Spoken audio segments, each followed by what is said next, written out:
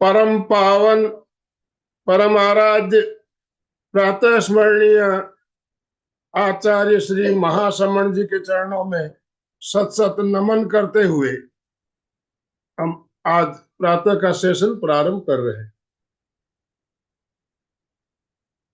त्रिपदी वंदना। वंदे अरहं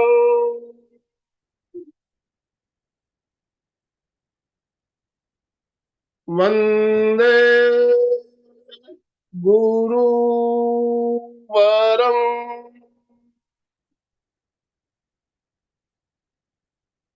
वंदे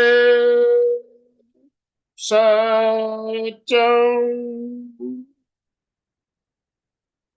सभी साधक साधिकाओं को जय जिनेन्द्र, सुप्रभात, गुड मॉर्निंग। सभी को गुड मॉर्निंग। ओम अरहम, ओम अरहम।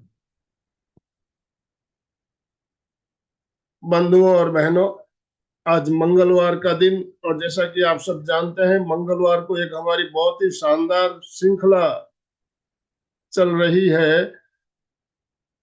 श्वास के बारे में हम जान रहे हैं, बॉक्स ब्रीदिंग का क्रम चल रहा है। तो आज बॉक्स ब्रीदिंग के क्रम में हम एक और नई कड़ी जोड़ने जा रहे हैं। कुछ ही दिन पहले हमने एक प्रोग्राम लिया था, श्वास का विज्ञान। श्वास का विज्ञान बहुत ही शानदार प्रोग्राम हुआ था। तो आज हम जानेंगे श्वास के चमत्कार।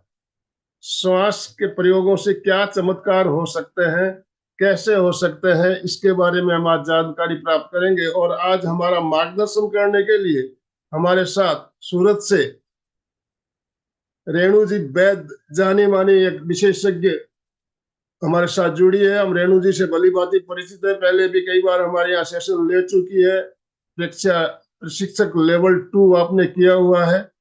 बहुत ही शानदार तरीके से आपने, आपकी जो शैली है, आप अभी उनको सुनेंगे तो समझ में आएगा कितना अच्छा उनका समझाने का तरीका होता है। तो मैं ज्यादा समय ना लेते हुए मैं रेणु जी आपसे निवेदन करना चाहूंगा, आप आज का सेशन प्रारंभ करें। और जितने भी भाई बहन हमारे साथ जुड़े, सभी से निवेदन, अपना वीडियो ऑन करते हुए, दोनों हाथ ऊपर करते हुए रेणु जी का स्वागत कीजिए। रेणु जी, आपका स्वागत है। ओम अरहम, ओम अरहम, ओम अरहम, ओम अरहम। Thank you so much uncle. वंदे गुरुवरम, वंदे गुरुवरम, वंदे गुरुवरम। आज की इस क्लास में उपस्थित को अ वेरी गुड मॉर्निंग। तो चलिए आज की क्लास हम शुरू करते हैं। तो सबसे पहले आज का क्लास का टॉपिक है श्वास, wonders of the breath.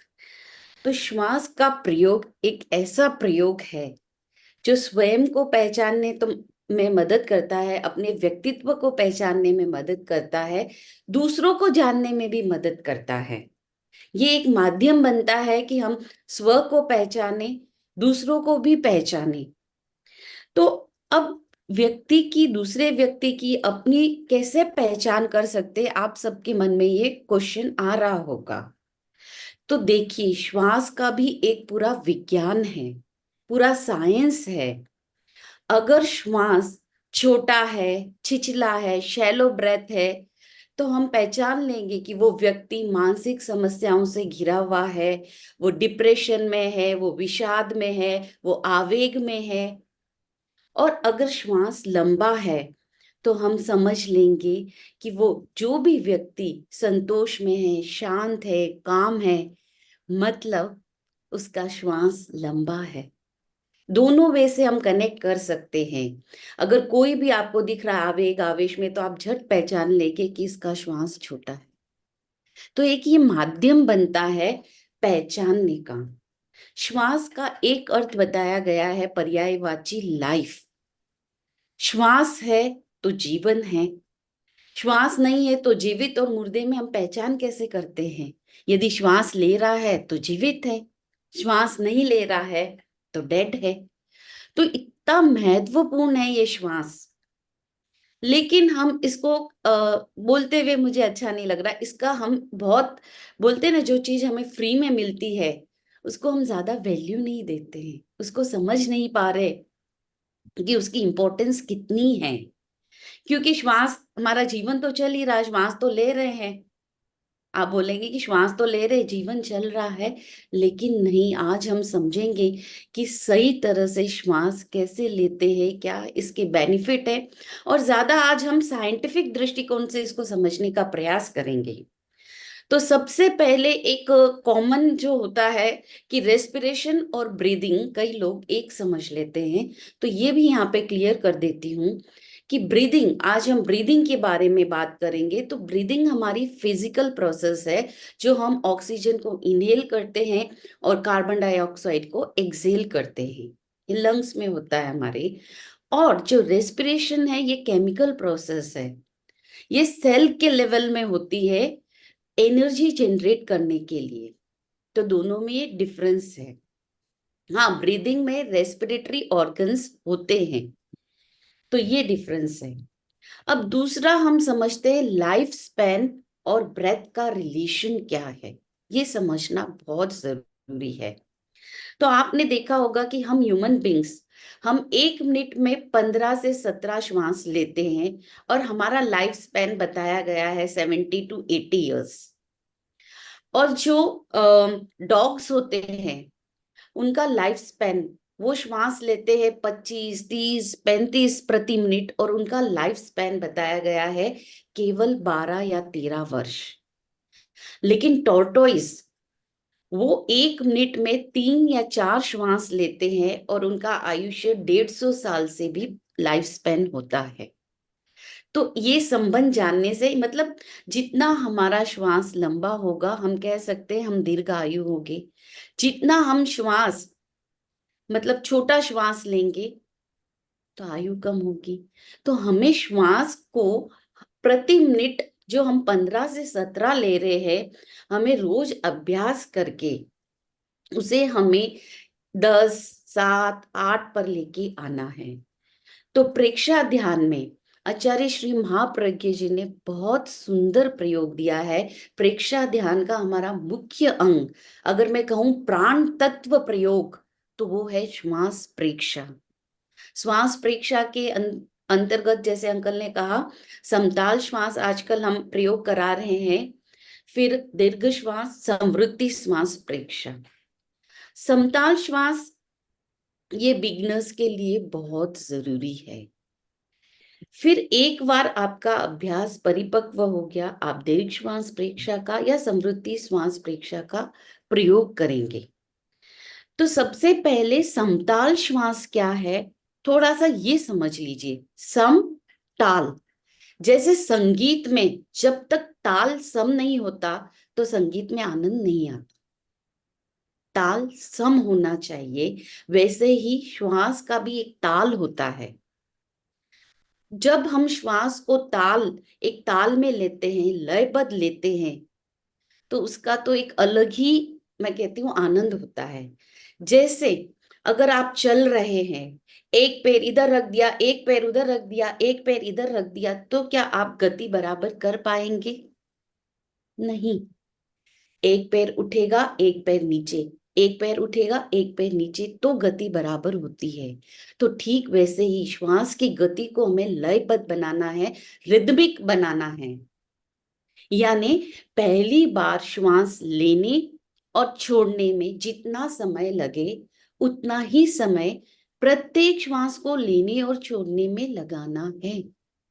For example, अगर आप 5 सेकेंड में एक श्वास इनहेल कर रहे हैं और 2 सेकेंड होल्ड कर रहे हैं, 5 सेकेंड में श्वास छोड़ रहे हैं, फिर 2 सेकेंड होल्ड कर रहे हैं, तो ये समताल श्वास हो गया।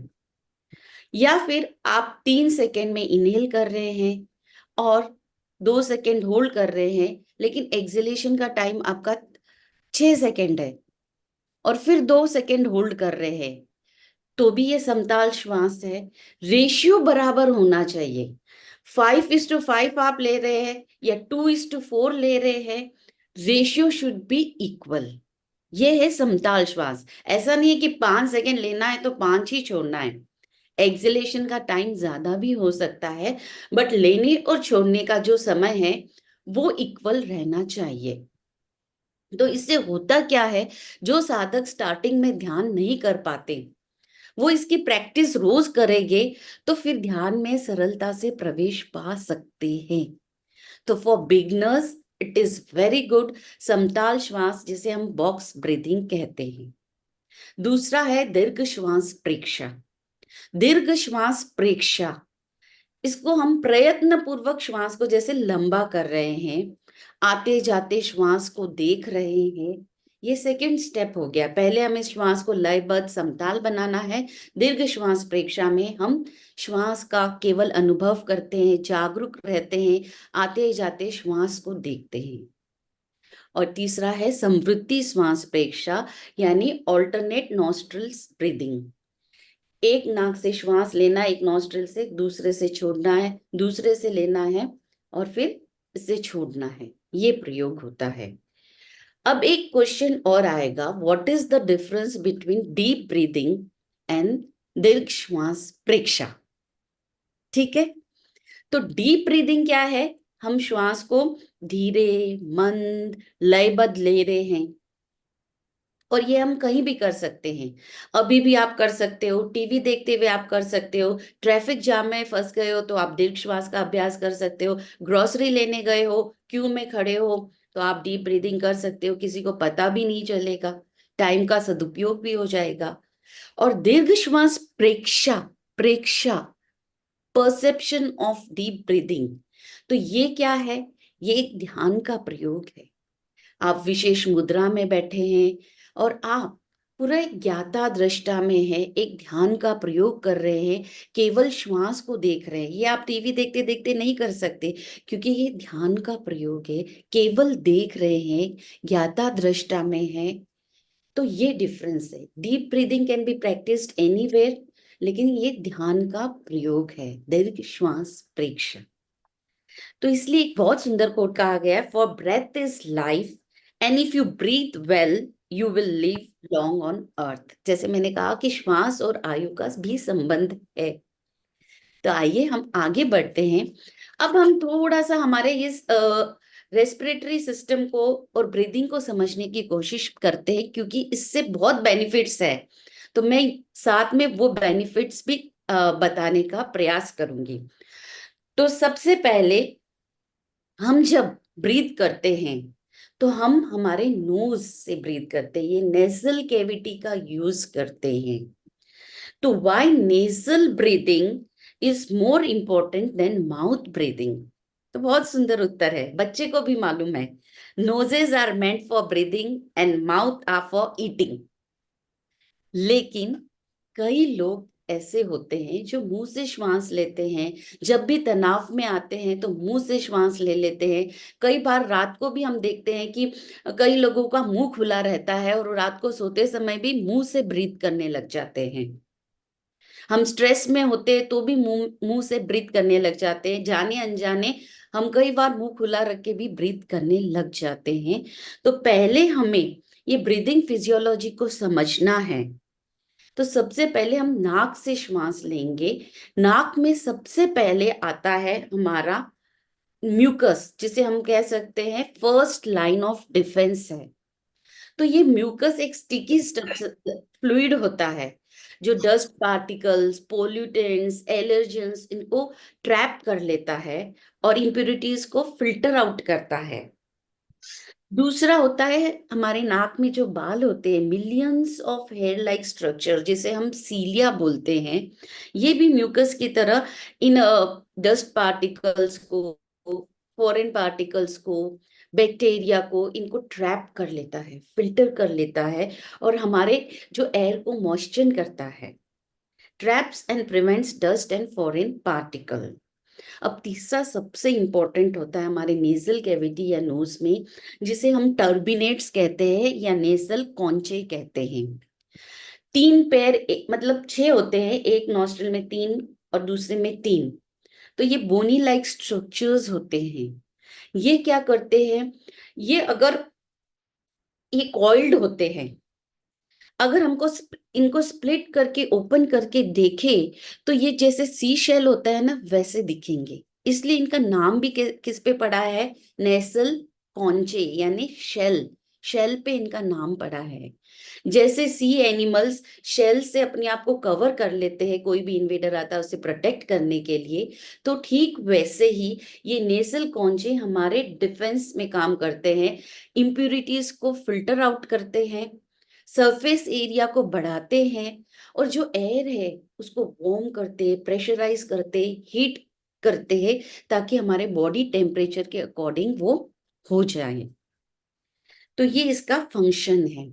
अब क्वेश्चन वापस यही आता है कि माउथ ब्रीदिंग क्यों हम बोल रहे हैं नहीं करनी चाहिए। अगर माउथ से आप मुंह से श्वास लेते हैं तो वो रात को आप देखेंगे कई बार अगर मुंह खुला रहता है तो सुबह मुंह सूख जाता है, डिहाइड्रेटेड हो जाते हैं हम। तो we wake up with dry mouth. Dry mouth के कारण एसिडिटी बढ़ जाती है, और एसिडिटी बढ़ने से जो हमारे डेंटल प्रॉब्लम्स है, गम कैविटीज है, ये बढ़ने लगते हैं। और एक कारण, जब हम मुंह से श्वास लेते हैं तो वो फिल्टर नहीं होता है एयर, वो एक बैड ब्रेथ का भी बहुत बड़ा कारण बनता है। और जो स्नोरिंग, खराटे लेने की या ऑब्स्ट्रक्टिव स्लीप एपनिया की बीमारी है, उसका सबसे बड़ा कारण है मुंह खुला रहना या मुंह से श्वास लेना। और वही हम नेजल ब्रीदिंग करते हैं तो हम 10 to 20% मोर ऑक्सीजन एब्सॉर्ब करते हैं। ये कैसे, आगे समझने का प्रयास करेंगे। वो एयर को फिल्टर कर देती है, वार्म कर देती है, मॉइस्चर कर देती है। जब हम बाहर की एयर लेते हैं तो लगभग वो 6 डिग्री होती है, फिर वो भीतर थ्रोट तक आते आते वो 30 डिग्री तक हो जाती है, और हमारे लंग्स में जाते जाते वो 36-37 डिग्री हो जाती है, जो कि हमारा बॉडी टेम्परेचर है। नेजल ब्रीदिंग से जर्म्स और बैक्टीरिया किल हो जाते हैं। और सबसे important, nasal breathing is reservoir to nitric oxide. ये नाइट्रिक ऑक्साइड क्या है, इसको समझने की कोशिश करते हैं। ये नाइट्रिक ऑक्साइड बहुत पावरफुल मॉलिक्यूल है, वेरी इसेंशियल गैस। 1980s के पहले इसको एक टॉक्सिक गैस समझा जाता था। फिर 96 में जैसे रिसर्च हुई, उसको उस साल the molecule of the year कहा गया। फिर आगे और रिसर्चेस होती गई, और इतने बेनिफिट्स है इस नाइट्रिक ऑक्साइड के, एक लिस्ट है। सबसे पहले जब हम नेजल ब्रीदिंग करते हैं तो ये नाइट्रिक ऑक्साइड, ये it can boost nitric oxide 6 fold, 6 गुना ज्यादा इसको बूस्ट करती है। तो आप बोलेंगे कि 6 गुना करती है तो फायदा क्या। तो सबसे बड़ा फायदा है नाइट्रिक ऑक्साइड आपकी ऑक्सीजनेशन को इंक्रीज करती है। वो जो आपकी कैपिलरीज है उसको वाइडन करती है, डायलेट करती है, जिससे ब्लड सर्कुलेशन अच्छा होता है। ऑक्सीजन आप लेने की आपकी वो जो क्षमता है वो मैक्सिमाइज होती है। और बहुत सारे फंक्शंस होते हैं, वो डिफेंस मैकेनिज्म का काम करती है, वो बैक्टीरिया को, जर्म्स को किल करती है। इसके साथ इम्यून फंक्शन को इम्प्रूव करती है, मूड, होम्योस्टेटिस, न्यूरोट्रांसमिशन में हेल्प करती है। बहुत सारे फंक्शन हैं, लेकिन सबसे इम्पोर्टेंट है वो ऑक्सीजनेशन को मैक्सिमाइज करती है, यानी हमारे ऑक्सीजन लेने की क्षमता बढ़ती है, जिससे हम 18 to 20% मोर ऑक्सीजन एब्सॉर्ब कर सकते हैं। और जब हम हमिंग साउंड करते हैं, जैसे प्रेक्षा ध्यान में हम महाप्राण ध्वनि करते हैं या ओम की चैंटिंग करते हैं, तो उससे तो वो 15 फोल्ड इंक्रीज होता है ऑक्सीजनेशन। क्योंकि ये नेजल कैविटी में नाइट्रिक ऑक्साइड ये यहाँ पे रिलीज होती है, यहाँ पे प्रोड्यूस होती है। तो इतना बेनिफिट है, आप सोचिए। इसलिए हमें नोज से ही ब्रीदिंग करनी है।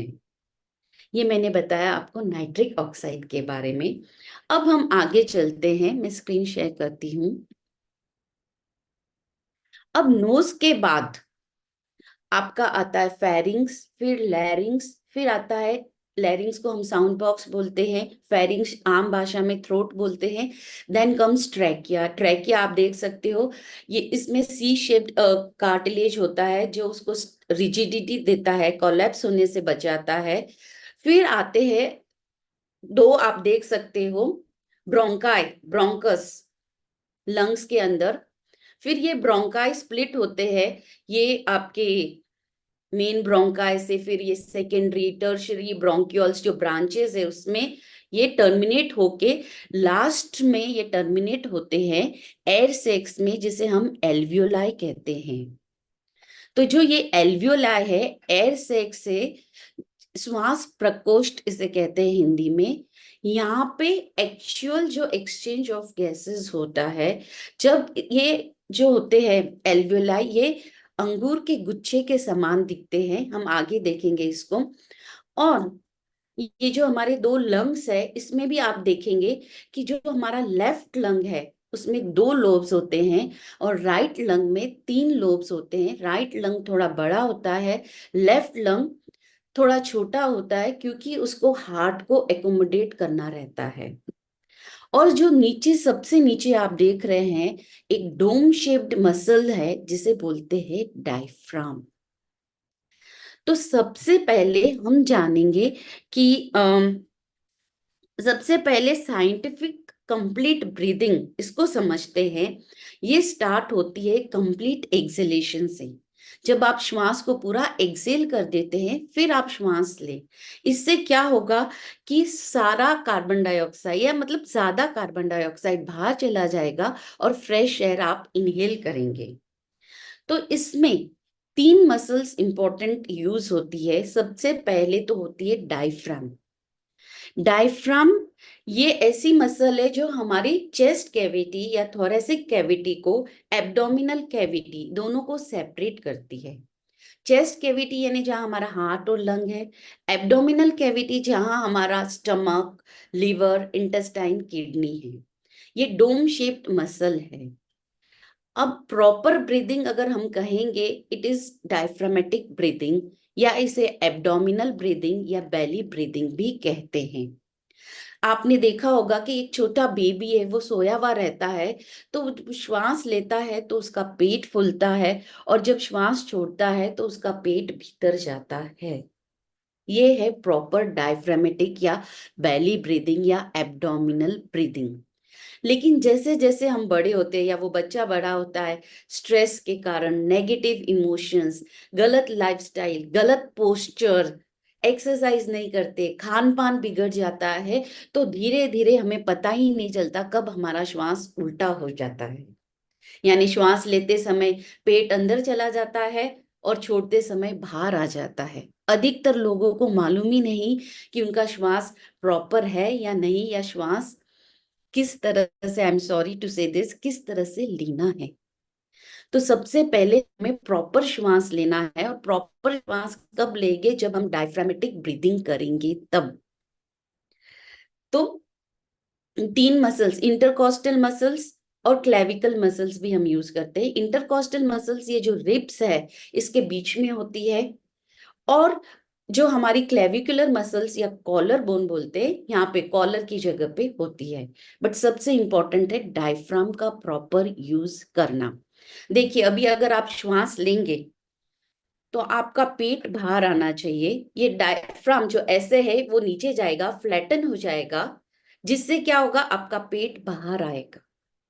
आपके जो ये रिब्स है ये फॉरवर्ड और अपवर्ड मूव होगी, आपकी चेस्ट कैविटी ये एक्सपांड होगी, लंग्स आपके एक्सपांड होंगे।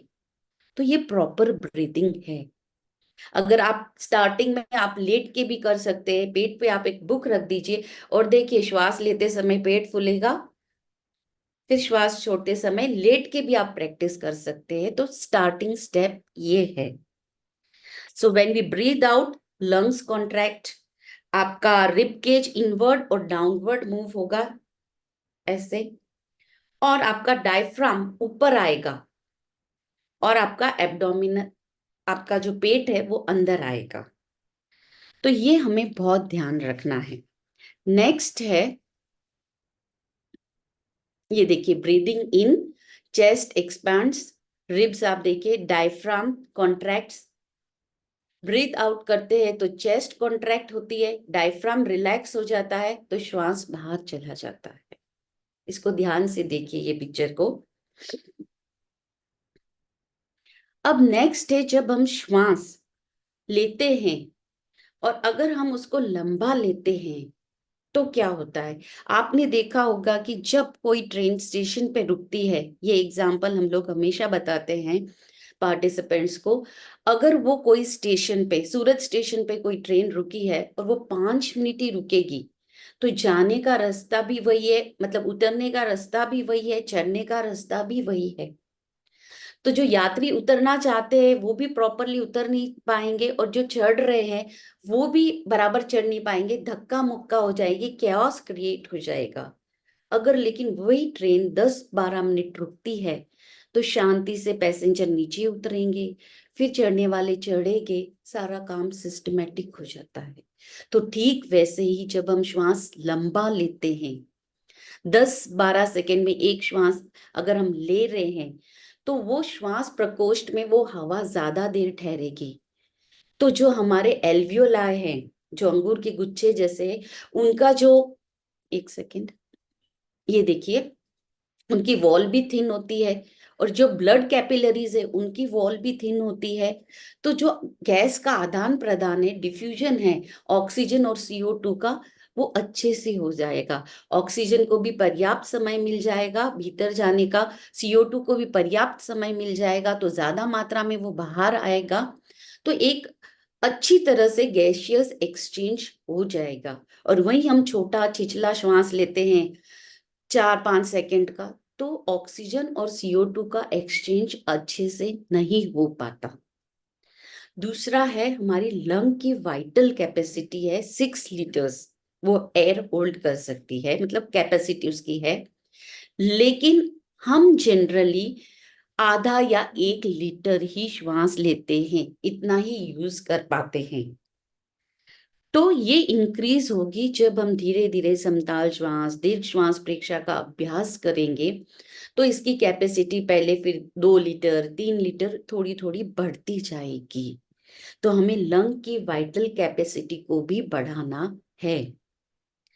और होल्डिंग योर ब्रेथ, अगर आप ब्रेथ, अगर आप श्वास ले रहे हैं फिर ब्रेथ को होल्ड करते हैं, तो इससे क्या होगा, ऑक्सीजन जैसे मैंने कहा ज्यादा आप इनटेक करेंगे, CO2 ज्यादा बाहर जाएगा जो कि एक टॉक्सिक गैस है। इससे आपका फिजिकल हेल्थ सुधरेगा, ज्यादा ऑक्सीजन लेने से आपका ओवरऑल फिजिकल हेल्थ सुधरेगा। और जब आप श्वास को बाहर रोकते हैं, यानी छोड़ने के बाद रोकते हैं, तो आपका मेंटल और इमोशनल हेल्थ सुधरता है।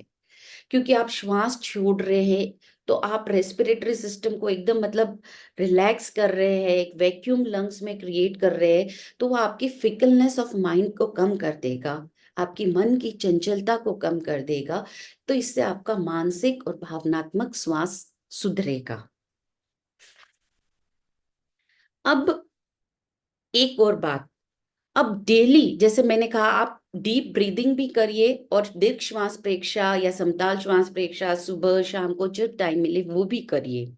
तो जब भी समय मिलता है, काम हो गया है या आप टीवी देख रहे हैं या कहीं बाहर गए, आप बार बार डीप ब्रीदिंग करेंगे तो होगा क्या, हमारे ब्रेन में एक रेस्पिरेटरी सेंटर होता है, respiratory rhythm centre, medulla oblongata में। तो वो क्या करेगा, आपकी इस ब्रीदिंग को, मतलब it changes your setting conditioning, ये ब्रीदिंग रेट को ये सेट कर देगा। अगर आप बार बार थोड़ी देर के लिए भी लंबा श्वास ले रहे हैं, तो फिर उस प्रकार ही उस सेंटर में सेटिंग हो जाएगी। फिर कुछ महीने के बाद आप देखेंगे कि आपका श्वास धीरे धीरे सहज श्वास ही लंबा श्वास हो गया है।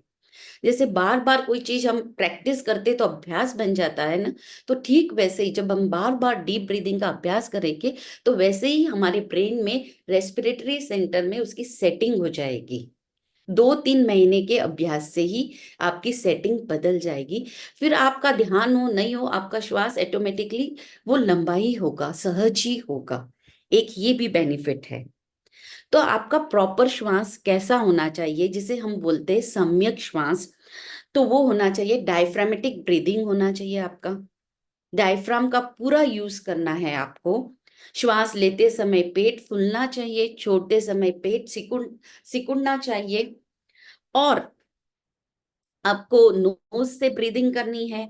और आपका श्वास कैसे रहना चाहिए, मंद, आपको लयबद्ध समताल श्वास लेना है, धीरे धीरे श्वास लेना है, ये आपके सम्यक श्वास की विधि है। तो ये आप ध्यान रखिएगा।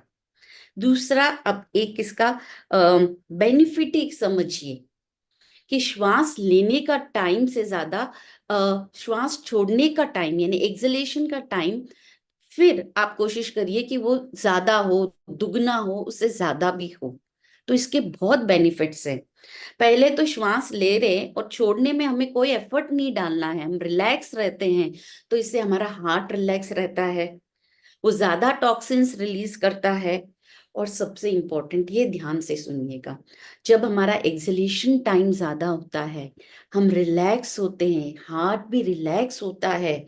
तो ये क्या करता है, जब हम मतलब डीप ब्रीदिंग कर रहे हैं और स्पेशली एक्सेल का समय ज्यादा है, तो it stimulates our parasympathetic nervous system, activates our vagus nerve.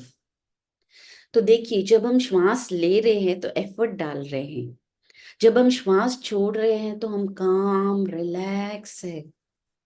जब हम तनाव में होते हैं तो हमारा श्वास छोटा होता है, जिससे हमारे ब्रेन के ऑटोनॉमिक नर्वस सिस्टम होता है, उसके दो पार्ट होते हैं। सिंपैथेटिक नर्वस सिस्टम जो फाइट और फ्लाइट के लिए जिम्मेदार है, स्ट्रेस के समय ये एक्टिवेट होता है और स्ट्रेस हॉर्मोन्स एड्रेनालिन कॉर्टिसोल को रिलीज करता है।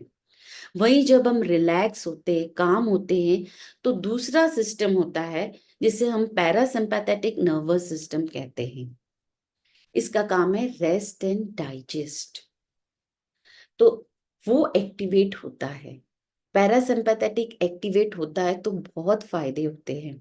ये पैरासिम्पैथेटिक नर्वस सिस्टम का ही एक, मैं बोल दूं, बॉस या इंपॉर्टेंट पार्ट है ये वेगस नर्व। ये वेगस नर्व सबसे लॉन्गेस्ट नर्व होती है बॉडी की, जो ब्रेन से लेके एब्डोमेन तक कनेक्टेड है। और एनाटॉमिकली ये डायफ्राम से ट्रेवल करते हुए जाती है। और ये क्या करती है, पैरासिम्पैथिक नर्वस सिस्टम और वेगस नर्व, ये काम और रिलैक्स आपको कर देती है। जब आप काम और रिलैक्स है तो आपका हार्ट रेट कम हो जाता है, आपका ब्लड प्रेशर जो है, बीपी है, वो लो हो जाता है, ब्रीदिंग रेट कम हो जाती है। बहुत सारे फायदे होते हैं। और जब आप रिलैक्स्ड है, डीप ब्रीदिंग आप कर रहे हैं, तो जब आप रिलैक्स्ड है तो एक एंडोर्फिन नाम की जो न्यूरोट्रांसमीटर, जिसे हम हैप्पी हॉर्मोन्स भी बोलते हैं, वो रिलीज होता है। और ये एंडोर्फिन आपके मूड को एलिवेट करता है, ये आपको मतलब मूड को आपका अच्छा बनाता है। और एंडोर्फिन का एक काम, इसे बोलते हैं पेन किलर का जैसे काम होता है ना, पेन रिलीवर। जो एक पेन किलर का काम करती है दवाई, वही ये काम करता है। तो कोई भी दर्द होगा आपके, वो कम हो जाएगा, उससे आपको रिलीफ मिलेगी। इतना बेनिफिट है। तो एक और बेनिफिट क्या है, जब हम डीप ब्रीदिंग करते हैं, दीर्घ श्वास प्रेक्षा का, समताल श्वास प्रेक्षा का अभ्यास डेली करते हैं, तो सबसे बड़ा बेनिफिट है हमारी ऑपरेशनल एफिशिएंसी बढ़ जाती है। क्योंकि जब हम डीप ब्रीदिंग का प्रयोग कर रहे हैं, दीर्घ श्वास प्रेक्षा का, तो अ, हमारा कंसंट्रेशन बढ़ जाता है, हम एकाग्र होकर श्वास को देख रहे हैं, श्वास के प्रति जागरूक है। तो ये एकाग्रता का मतलब यानी हम जो काम कर रहे हैं उसी में हमारा ध्यान है, न अतीत की स्मृति न भविष्य की कल्पना। हम एक तरह से भाव क्रिया में, प्रेजेंट में हैं। इससे हमारा कंसंट्रेशन बढ़ता है। तो जिससे क्या होता है कि हमारी कार्य क्षमता 80% तक बढ़ सकती है और ऊर्जा का व्यय केवल 20% होता है। तो ब्रूसली ने भी ठीक कहा है, concentration is root of all higher abilities in the man. तो हमारी ऑपरेशनल एफिशिएंसी, चाहे हम हाउस मेकर हो, चाहे हम जॉब कर रहे हो, चाहे स्टूडेंट हो, किससे नहीं चाहिए, सभी को चाहिए। एंडोर्फिन रिलीज करता है। फिर सबसे इंपॉर्टेंट है, हमारी बॉडी को डिटॉक्सिफाई करता है। 70% of toxins are cleared by deep breathing, remaining 30 are cleared by your bladder and bowel movement. फिर it's good for sleep, it improves your immunity. ज्यादा ऑक्सीजन ले रहे हैं और CO2 को ज्यादा निकाल रहे हैं, ज्यादा एब्सॉर्ब हो रहे हैं न्यूट्रिएंट्स, तो हमारी इम्यूनिटी बढ़ती है। सपोर्ट्स करेक्ट पोस्चर, हमारा डाइजेशन अच्छा होता है क्योंकि ब्लड फ्लो वहाँ ज्यादा हो जाता है। तो सभी ऑर्गन्स प्रभावित होते हैं, तो डाइजेशन हो, नर्वस सिस्टम हो, सभी अच्छा काम करते हैं। ब्लड प्रेशर मैंने बताया कैसे लोअर होता है, इंक्रीजेज एनर्जी। ज्यादा ऑक्सीजन लेंगे तो ज्यादा हमारी एनर्जी बूस्ट होगी, हम ज्यादा एनर्जेटिक बनेंगे। डीप ब्रीदिंग, ये आपकी एजिंग को भी कम करता है। एजिंग जो आपका यूथफुल अपीयरेंस है उसको बढ़ाता है। ज्यादा ऑक्सीजन लेंगे तो फेस पे भी ज्यादा आपका सेल्स को ऑक्सीजन मिलेगा, अच्छा ब्लड सर्कुलेशन होगा। तो it increases your youthful appearance, relieves pain, decreases stress. और भी इसके कई फायदे। एंगर मैनेजमेंट में आप देखिए, सदियों से हम कहते हैं कि बेस्ट एडवाइस हम क्या देते हैं, जो अगर गुस्से में है व्यक्ति तो क्या बोलते हैं, take a deep breath and you will calm down. क्योंकि जब हम गुस्से में होते हैं तो हमारा श्वास छोटा होता है, तो हम उसको क्या सलाह देते हैं कि आप लंबा श्वास लीजिए, आपका गुस्सा शांत हो जाएगा। कंसंट्रेशन बढ़ाता है। तो बहुत सारे फायदे हैं इसके। Supports good postures. Okay, good sleep के लिए भी ये जरूरी है, क्योंकि अब रात को अगर आपको नींद नहीं आ रही है तो आप समताल श्वास प्रेक्षक का प्रयोग जरूर करें, इससे आपकी नींद भी अच्छी होगी।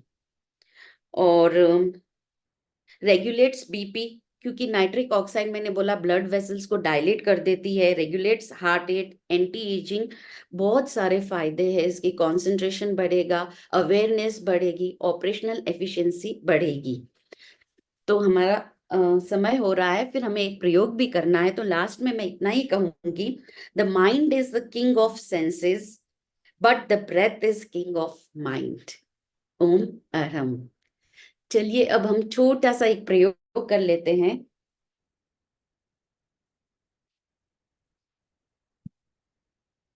मैं स्क्रीन बंद कर देती हूँ। जी।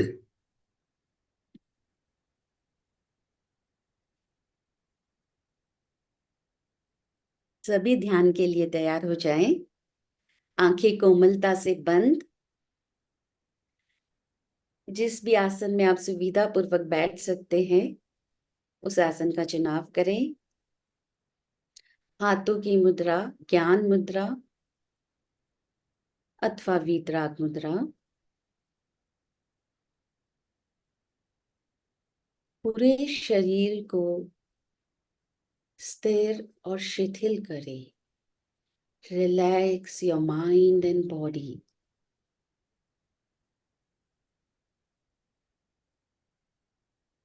पैर से सिर तक पूरा शरीर शिथिल हो जाए। अनुभव करें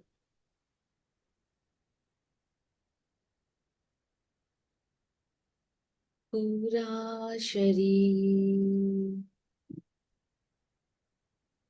शिथिल हो रहा है। Relax, relax. अनुभव करें पूरा शरीर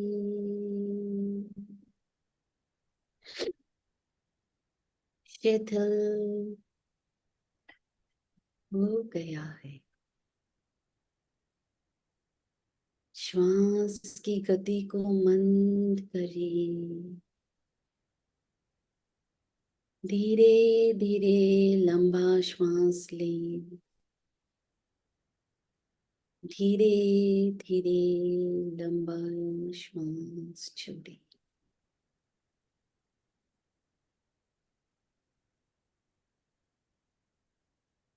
श्वास को लयबद्ध और समताल बनाएं। अर्थात पहली बार श्वास लेने और छोड़ने में जितना समय लगे उतना ही समय प्रत्येक श्वास को लेने और छोड़ने में लगाएं।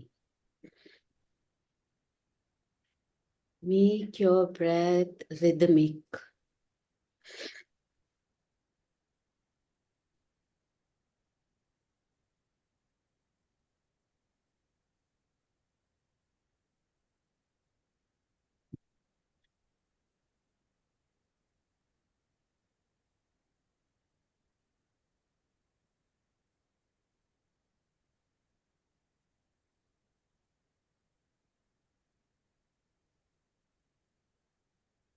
श्वास के कंपन नाभि तक पहुंचे।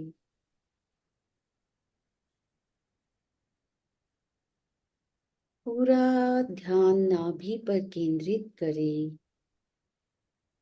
श्वास लेते समय पेट की मांसपेशियां फूलती है, छोड़ते समय पेट की मांसपेशियां सिकुड़ती है।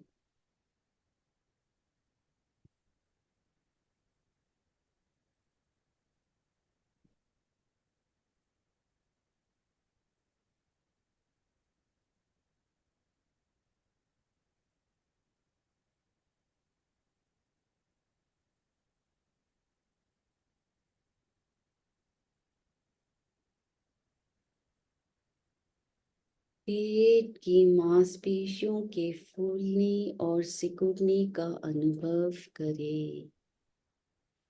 आते जाते श्वास का अनुभव करें। पूरा ध्यान श्वास पर लगाएं।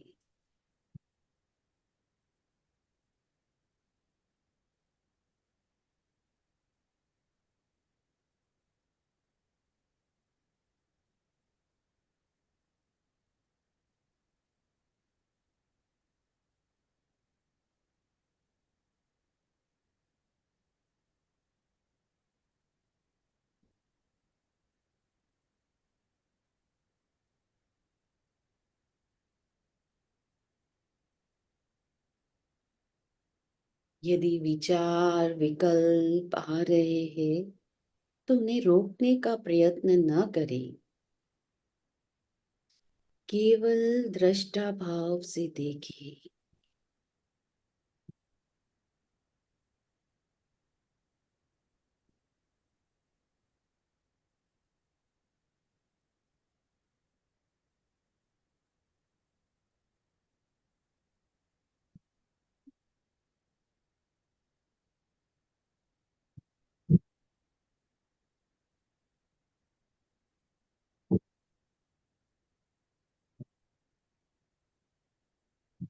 गहरी एकाग्रता और जागरूकता के साथ दीर्घ श्वास प्रेक्षा का अभ्यास करें।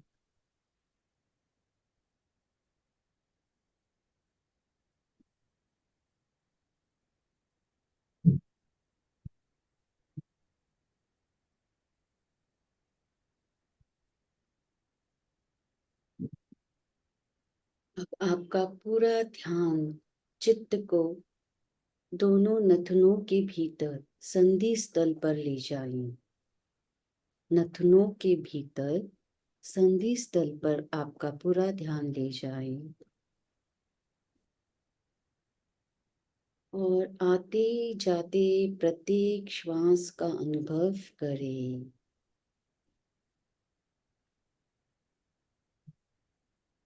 प्रत्येक श्वास को जानते हुए ले और जानते हुए छोड़े। चित्त की सारी शक्ति श्वास को देखने में लगा दे।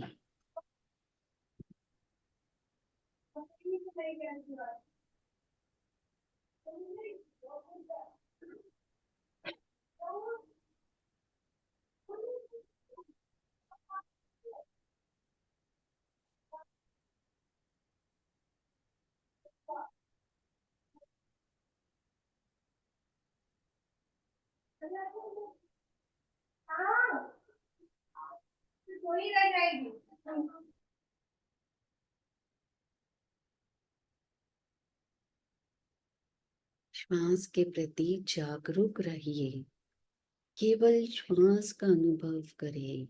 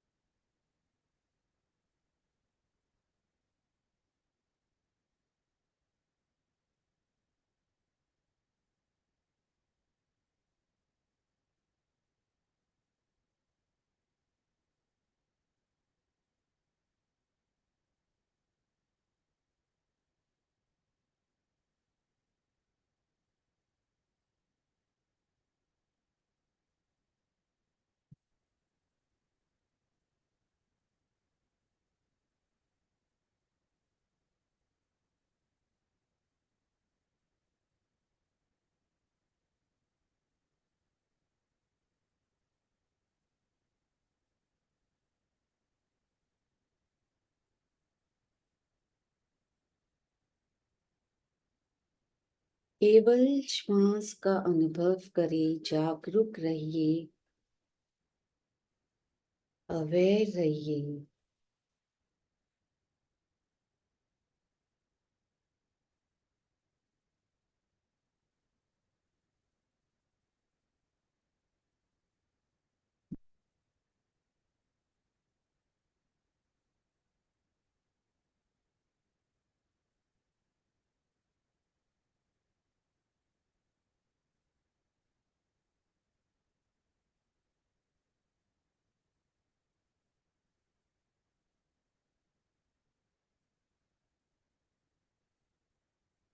तीन बार महाप्राण ध्वनि के साथ प्रयोग संपन्न करेंगे।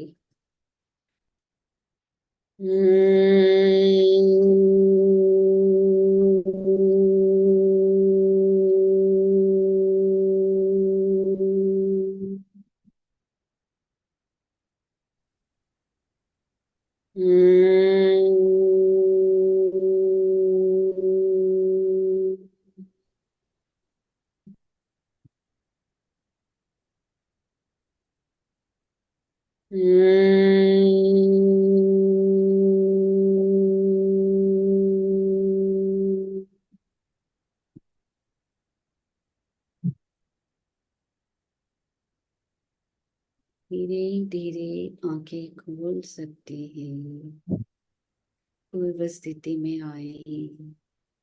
ओम अरहम प्रयोग संपन्न। हमारे पास समय इतना ही था तो मैंने ओम शॉर्ट अरहम। का प्रयोग करवाया। अदरवाइज ये प्रॉपर प्रयोग कम से कम आधे घंटे का होता है। ध्वनि करते हैं, सूत्र का उच्चारण सब होता है, बट जैसे समय होता है उस अनुसार हम प्रयोग कराते हैं। ओम अरहम। ओम अरहम। बहुत ही शानदार बातें आज आपने बताई।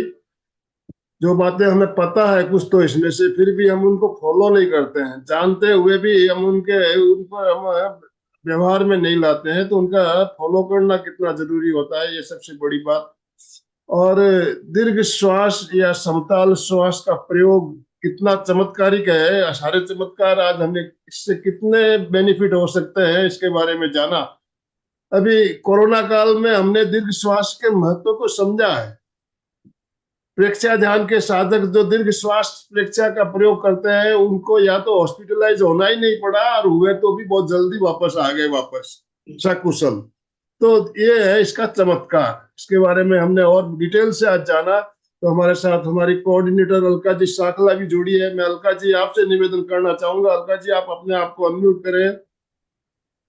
यस, एक बार सब हाथ ऊपर करें, बाबा करें रेणु जी के लिए, बाबा रेणु जी। और वैसे ही नहीं करेंगे, केवल कैसे करेंगे आपको पता है। सब रेडी हो तो अपने स्टाइल से करो। Very good, very good, yes, very good, very good, yes. तो आपने देखा होगा रेणु जी ने कितने शॉर्ट में, शॉर्ट एंड स्वीट के साथ कितने to the point and perfect बताया है। यही बात है हमारे रेणु जी की विशेषता है कि हमारे सूरत में भी हमारे लिए स्पेशल क्लासेस भी लेती है। हर बुधवार को क्लास रहती है, उसमें भी इतने शानदार बताते हैं कि ऐसा लगता है कि इनकी क्लास मिस ना हो। और बताने का जो स्टाइल है वो तो अच्छा ही है, परंतु इंफॉर्मेशन जो कलेक्शन करते हैं और जो सामने प्रस्तुति करते हैं, दोनों का कहते हैं एक अच्छा वक्ता होना एक बात होती है। वक्ता होना, उसके पास नॉलेज भी हो परफेक्ट होना चाहिए, और उसको प्रस्तुति का एक आज हम देख रहे पीपीटी के द्वारा और प्रैक्टिकल के द्वारा उसको जोड़ के, जैसे आज हमारे साथ मालती बहन भी जुड़े हैं। कई दिनों से मालती बहन भी हमारे बहुत सुंदर क्लास ले रहे हैं हमारे यहाँ नियमितता से, और पुस्तक माँ प्रज्ञा जी की फॉलो करके कितना, कितनी एज, कितना एक्सपीरियंस, कितना अनुभव। तो एक साइड यंगस्टर है और एक साइड हमारे एक्सपीरियंस्ड भी है, उनकी भी क्लास। तो हमारे इस क्लास में सब टाइप के लोग जुड़े रहते हैं, कभी इंडिया से, कभी आउट ऑफ इंडिया। पता नहीं कितना अच्छा ये रंग ले रहा है। ये एमपी के और कल्याणम योग केंद्र एक बहुत अलग रंग ले रहा है, और उसमें सूरत के अलग अलग हीरे प्रस्तुत हो रहे हैं। मैंने बोला हमारे यहाँ डायमंड है सारे। और अभी आपको पता होगा कि हमारा सूरत तो इंटरनेशनल एयरपोर्ट भी बन गया। पता नहीं यहाँ क्या क्या चमत्कार होने वाले हैं। तो इसी में ये चमत्कार भी है कि हमें अपने आप को स्वस्थ बनना है। तो हम अभियान चलाएंगे सूरत में धीरे धीरे कि जैसे स्वच्छ सूरत है वैसा हमारा स्वस्थ सूरत बनेगा। ज्यादा समय नहीं लूंगी क्योंकि रेणु जी के बारे में बहुत सारी बातें बताने जैसी है। वो बहुत अच्छी तरह से क्लासेस चला रहे और डायटिशियन बनी है, तो मैं तो ये चाहूंगी कि एक सीरियल कंप्लीट वो डायटिशियन पे ही लिए, तो क्या होगा कि बेसिक से लेके आप लोगों को भी क्लैरिटी होगी और उनका स्टडी तो है ही, वो भी और डेप्थ में जाएगी। तो सब लोग एक बार राइट थम अप करो कि yes we want that yes class. Yes yes. Yes yes yes. तो मोस्ट वेलकम रेणु जी, बहुत थैंक यू अच्छी सो मच लगा। अलका और जी। अभी थैंक मैं यू सो मच ट्रैवल में थी। Malti ma'am. Thank you Alka ji so much. Yes. आप आते से ही अलका जी ट्रैवल कर रहे थे, मेरे मुझे लगता है अभी आए होंगे आप, है हाँ ना? अभी जस्ट मैं उतरी हूँ हाँ। ट्रैवल होके, तो और बहुत अच्छा लगा कि भाई ज्वाइन होके थोड़ा तो उनके बारे में बात करने को मिला। अभी मैं सूरत पहुंची हूँ थोड़ी देर के लिए, तो अभी सबके फीडबैक भी सुनने और क्वेश्चन आंसर भी जानने। पहले तो वो बोलेंगे जिनके पास क्वेश्चन है, केवल बहुत अच्छा वो लास्ट में बोलेंगे टाइम रहा तो। पहले तो क्वेश्चन वालों को मौका देंगे। तो आनंद भाई जी हैंड। यस, आपके पास हैंड राइज का ऑप्शन है। आप जिनके भी कोई जिज्ञासा हो हैंड राइज करेंगे तो 3-4 दिनों के हैंड राइज में देख रहा हूँ। सबसे पहले संगीता जी झंवर, संगीता जी हैदराबाद से, हमारे डेली जुड़ने वाली शादी का है संगीता जी। मैम मुझे ये पूछना था, हम प्राणायाम योगा और सब करने के बावजूद रात में कभी कभी हमारा मुंह खुला रह जाता है, ये किस कारण से?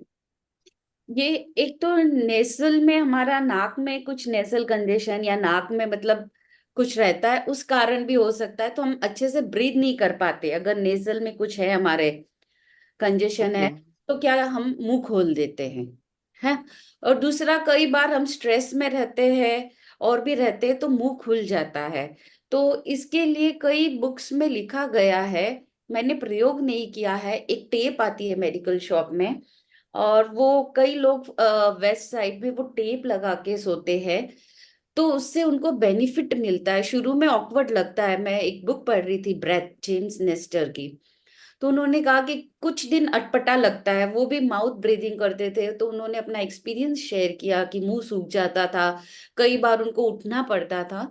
तो वो लगाते हैं। ऐसा प्रयोग हमारे यहाँ तो इतना नहीं होता है, वेस्ट साइड में होता है। तो नाक में हमारे कंजेशन है, या हम प्राणायाम करके उसको अच्छे से करेंगे तो मे भी ना हो।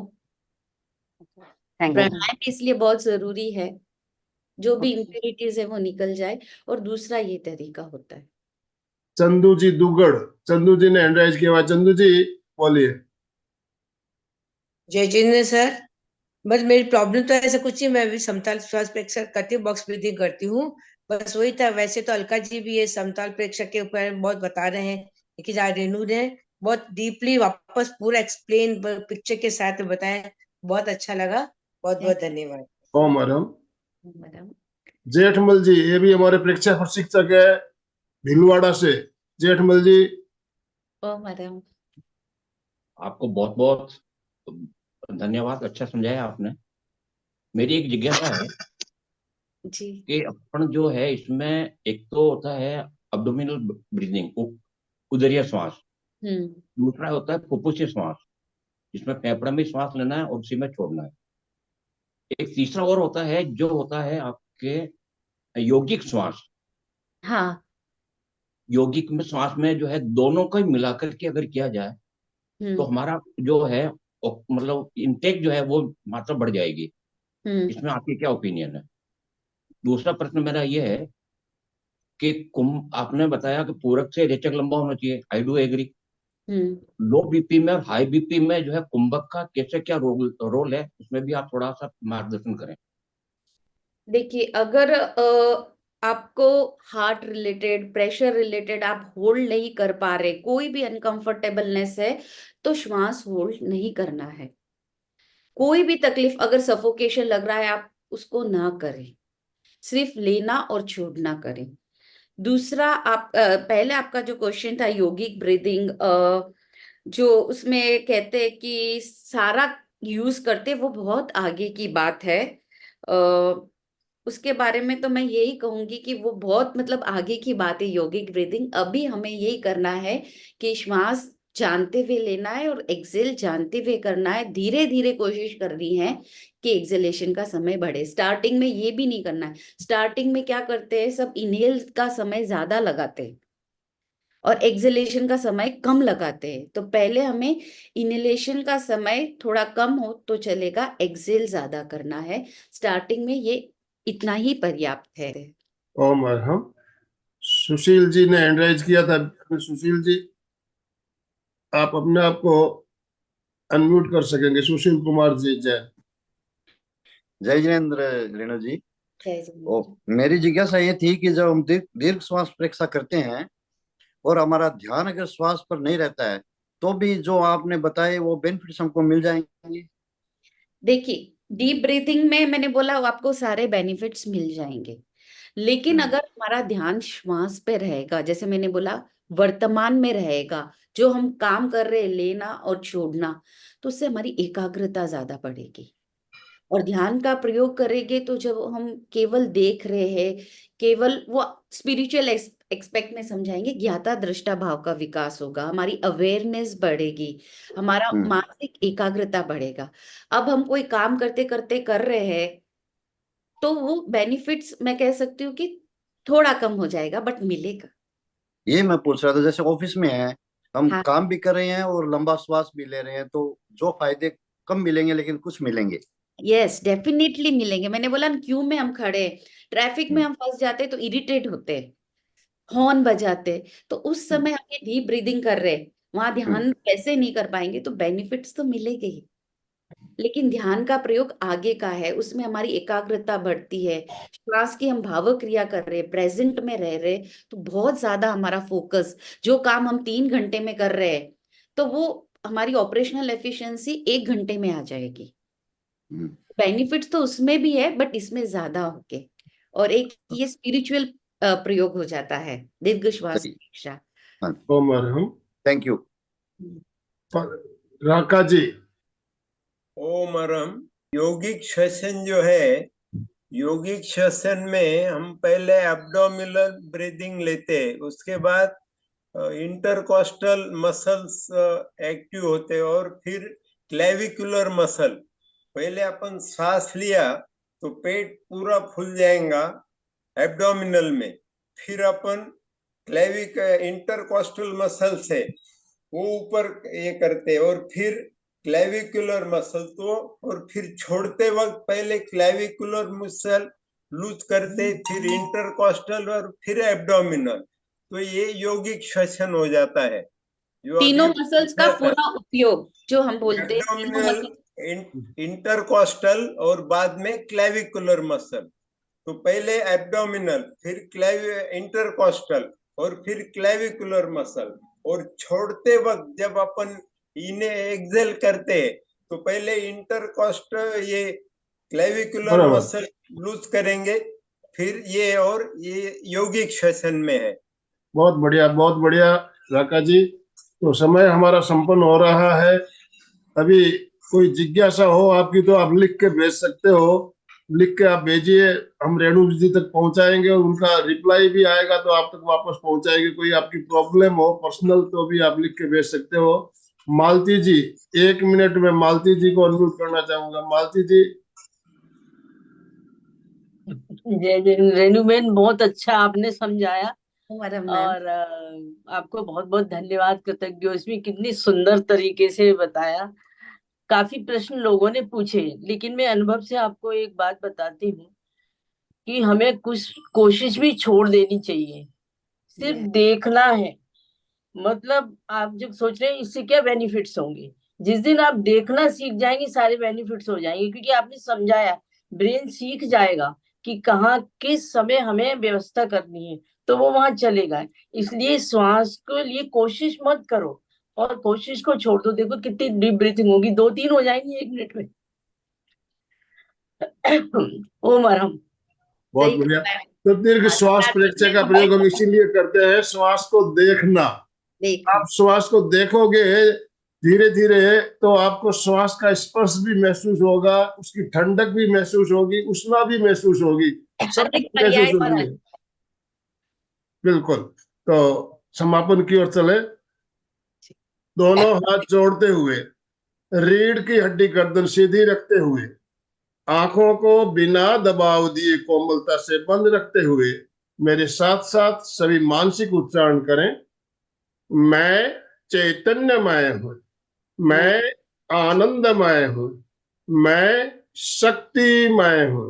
मेरे भीतर अनंत चैतन्य का, अनंत आनंद का, अनंत शक्ति का सागर लहरा रहा है।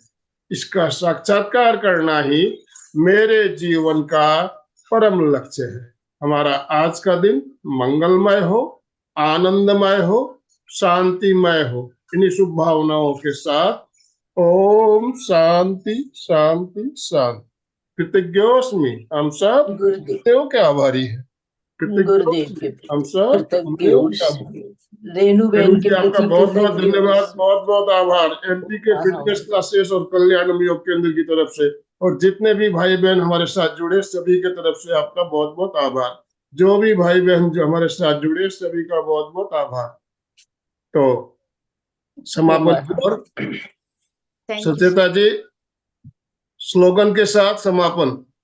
जी, मेरा एक क्वेश्चन था, बाद में आंसर भेजा तो भी चलेगा रेणु जी, कि हम जब भी श्वास लेते, दीर्घ श्वास परीक्षा करते, छोड़ते समय तो हमें तकलीफ होती है, लेकिन जब हम ओंकार या महाप्राण ध्वनि करते तो आराम से पूरा श्वास छोड़ते हैं। क्या वो बेनिफिट रहेगा क्या?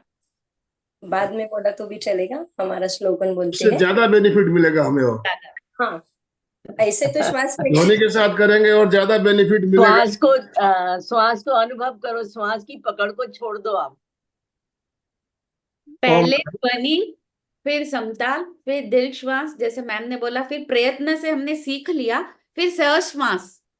उसको रेगुलेट नहीं करना है, step by step. Step by step. देखिए रेणु जी, ये प्रयोग हमने हमारे राजेंद्र जी मोदी बहुत बार करवाते भी है। छोड़ते समय महाप्राण ध्वनि के साथ छोड़े तो उससे ज्यादा बेनिफिट होते हैं। श्वास लिया, छोड़ते समय महाप्राण ध्वनि के साथ छोड़िए, फिर भरिए, फिर महाप्राण ध्वनि के साथ छोड़िए, तो उससे हमारे जो ये न्यूरॉन्स है ये भी एक्टिवेट होते हैं और मेमोरी पावर भी बढ़ता है। बच्चों के लिए तो बहुत ही फायदेमंद होता है। तो हाँ सचेत। जय जिनेन्द्र। फिटनेस का डोज 1 घंटा रोज, फिटनेस का डोज 1 घंटा रोज, फिटनेस का डोज 1 घंटा रोज। ओम अरहम। ओम आज का सेशन हम ये एंड कर रहे हैं।